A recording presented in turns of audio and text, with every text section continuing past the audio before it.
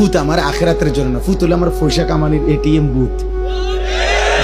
একটু গাছে গোড়া হইলে বিদেশ ফাটাই দিব, টিয়া ফাটাইবো, বিল্ডিং হইব, জমি কিনবো, তার চাচায় জমি বেছে, জ্যাডায় জমি বেছে, সবসময় টেহা মিল না রাখলে অন্য মানুষের কাছে বেচা লাগবে। বুঝেন নাই? লুভি লুভি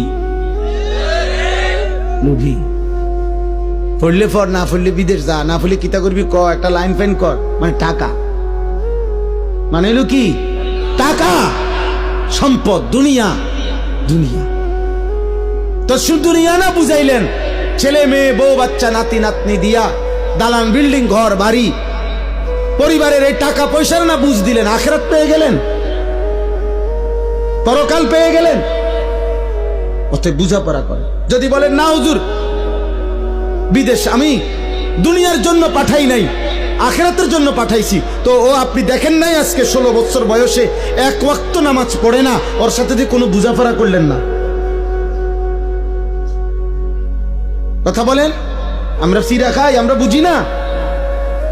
মনে রাখবেন, আমার বাবা রাগ হবেন না, হিসাব আমার কাছে দিলে হবে না।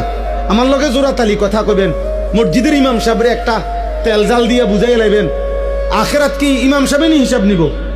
কথা বলে না, বিচার করবে ইমাম সাহেব, খতিব সাহেব, এই বক্তা কে?